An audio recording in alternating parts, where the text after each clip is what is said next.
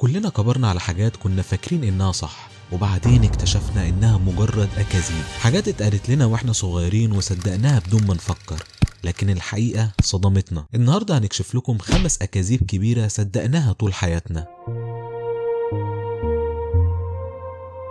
أول حاجة معانا، الحرباء بتغير لونها علشان تختفي. كلنا كنا فاكرين إن الحرباء عندها قدرة خارقة على تغيير لونها علشان تهرب من الأعداء وتندمج مع البيئة اللي حواليها، وكأنها شبح بيتلاشى في الهواء. بس الحقيقة إن ده مش السبب الرئيسي اللي بيخلي الحرباء تغير لونها. فالحرباء بتغير لونها لأكتر من سبب، أهمها إنها تعبر عن حالتها المزاجية أو إنها تنظم درجة حرارة جسمها. يعني مثلا لو الجو برد ممكن تفتح لونها علشان تمتص حرارة الشمس، ولو الجو حر ممكن تخليه أغمى علشان تحافظ على برودة جسمها. الغريب بقى إن الحرباء أصلا مش بتقدر تطابق ألوان الخلفية اللي حواليها زي ما احنا كنا فاكرين، هي بس بتقدر تغير درجات ألوان معينة على حسب نوعها، لكنها مش بتختفي زي ما الكرتون بيورينا. تاني كدبة معانا إننا بنستخدم 10% بس من عقلنا. أفلام هوليوود خلتنا نصدق إننا لو استخدمنا 100% من عقلنا هنبدأ نطير ونقرأ الأفكار ونعمل حاجات خارقة للطبيعة، بس للأسف كل ده كده. الحقيقة إن الإنسان بيستخدم معظم أجزاء مخه طول الوقت حتى لو مش بيحس بده. المخ فيه ملايين الخلايا العصبية اللي بتشتغل مع بعض، كل جزء بيكون مسؤول عن وظيفة معينة، سواء التفكير، الإحساس، أو حتى الحركة. العلماء قدروا يثبتوا من خلال الأشعة الدماغية إن المخ كله بيشتغل في أوقات مختلفة خلال اليوم، سواء وانت صاحي أو نايم. فلو فعلا كنا بنستخدم 10% بس كنا هنكون أشبه بالكائنات البدائية مش عباقرة. يعني من الآخر ما تصدقش أي حد يقولك لو استخدمت 100% من مخك هتبقى عبقري. تالت كدبة معانا، السبانخ مليانة حديد وهتخليك قوي زي باباي. مين فينا ما كانش بيتفرج على كرتون باباي وهو صغير وهو بياكل علبة السبانخ وفجأة عضلاته تكبر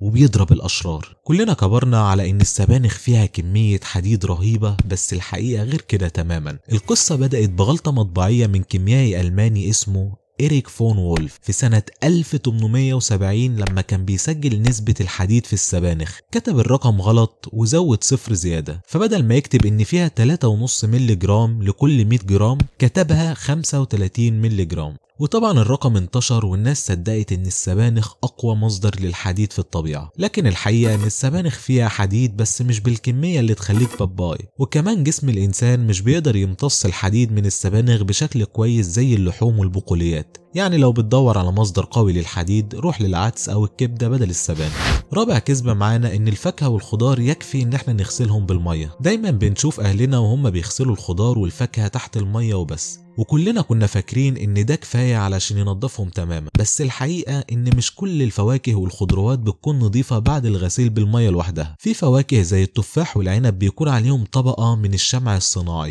اللي بيتحط علشان يحافظ على الفاكهة طازة لفترة اطول. المشكلة ان الطبقة دي بتحبس معاها بقايا المبيدات اللي ممكن تضر الصحة. علشان كده العلماء بينصحوا بغسيل الفواكه والخضار بمحلول من المية والخل، او ممكن تغسلها كمان بكربونات الصوديوم، لان ده بيقدر يزيل المبيدات والطبقات اللي المية لوحدها مش بتقدر تشيلها. يعني المرة الجاية لما تغسل تفاحة افتكر ان مجرد شطفها بالمية مش كفاية، ممكن تكون بتاكل معاها شوية كيماويات وانت مش واخد بالك.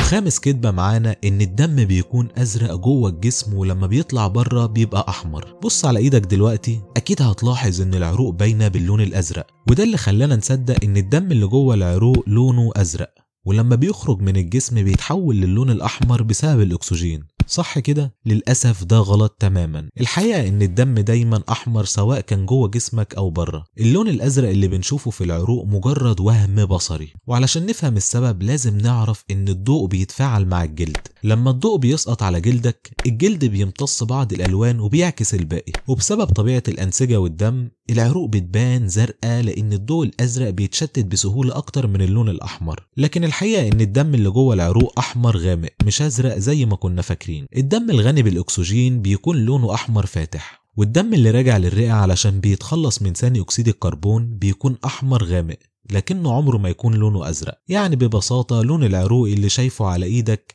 مش بيعبر عن لون الدم الحقيقي، لكنه مجرد خدعة بصرية سببها الطريقة اللي جسمك بيمتص وبيعكس بيها الضوء. قولي بقى ايه اكتر كدبة كنت مصدقها واتفاجئت انها غلط؟ ولو عندكم معلومات تانية طلعت كدب اكتبوها في التعليقات.